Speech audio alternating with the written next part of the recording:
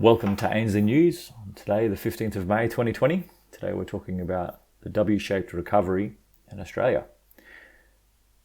Recovery alphabet is the financial market's new favourite game. Everyone is trying to guess that this will be a V, U, L, W or Y-shaped recovery. We'd guess a few of our readers are expecting the quick, back-to-normal recovery of the V narrative, as we have written numerous articles of late laying out why this looks particularly unlikely. U is the longer period of hardship with an eventual recovery. L sees the financial patient flatline dead for an indefinite period, which gels with Ray Dalio's end of the long-term debt cycle thesis.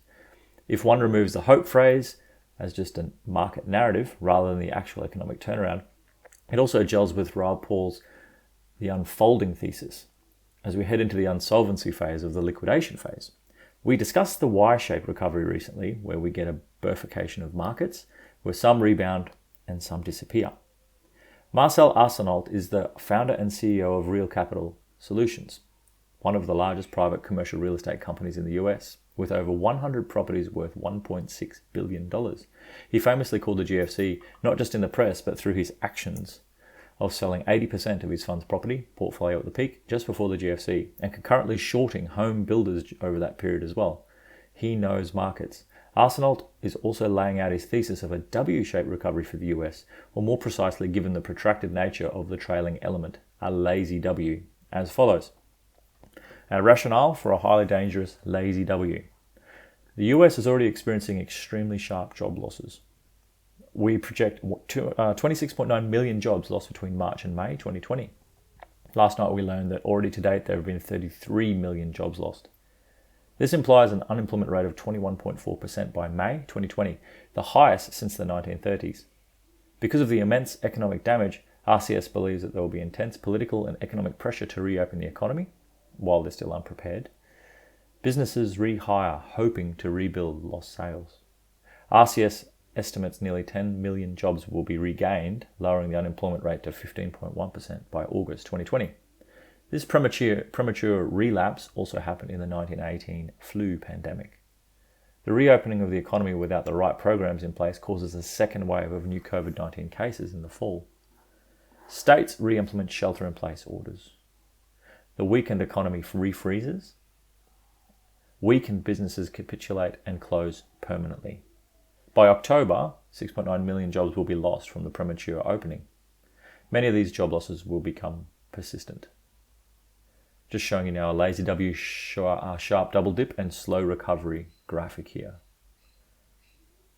The conclusions and implications of our lazy W. The COVID-19 pandemic is setting the economy back several years.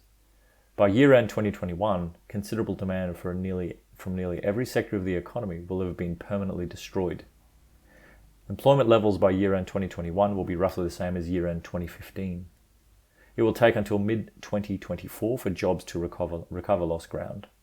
Interest rates will stay at historical lows into 2024. With high unemployment, the Fed will have no incentive to raise rates. Near-term, unemployment peaks at over 20%. By year-end 2024, the unemployment rate will still be at 6.4%. Asset values that were at peak will decline precipitously. Equities and commercial real estate will not hit bottom until 2021. And home values will hold up comparatively well. Real Capital Solutions, RCS, believes it's crucial for market participants to keep an open mind to all scenarios and plan defensively. The W shape may be particularly relevant to Australia. Any casual observation of the current collective psyche, and you will clearly sense Aussies think we will probably get through this okay. There is a whole generation that saw us relatively cruise through the GFC and global carnage and may be excused for thinking the lucky country might pull it off again.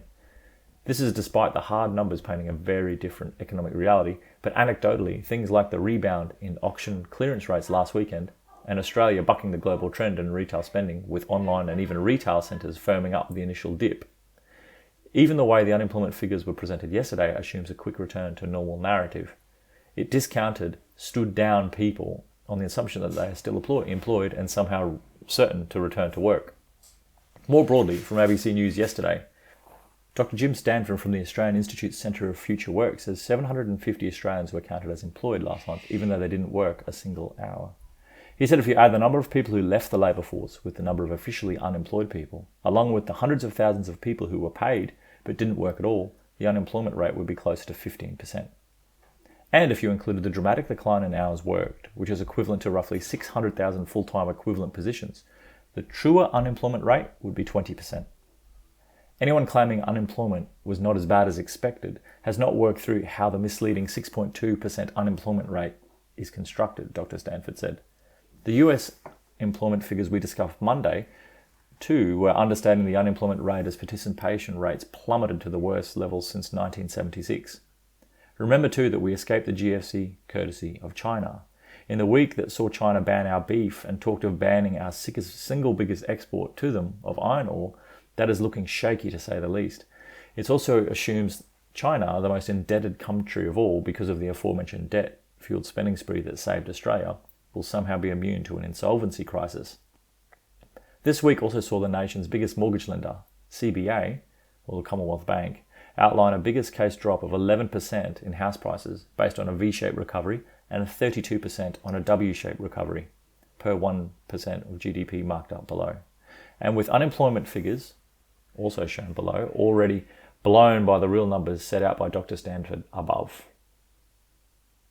Here's scenarios and credit WA migration outcomes, and highlighted there is HPI percentage fall. Whilst more Australians may be hoping for a V-shaped recovery that somehow relies on divorcing us from domestic baked-in realities and maybe more critically the rest of the world reality, which is far worse, and the space which we play is more globalised. Finally and critically, share markets are not the economy, and the bounce, which may or may not be over, does not in any way speak to the economic fundamentals it is choosing to ignore. Bonds and gold again bid higher last night. And as Rappaport points out, the bond market knows how to read the economy. The equities market is more about human behaviour. The bond market is about hard economic truths. And despite Powell yesterday saying the Fed is still not considering negative interest rates, despite an economy he described as significantly worse than any recession since World War II, bond markets are having none of it, still pricing in negative rates by January. That is a very bad and hard economic truth that Australia won't be divorced from. And that's news for today. We look forward to catching you early next week on Monday. Have a great weekend. We'll catch you soon.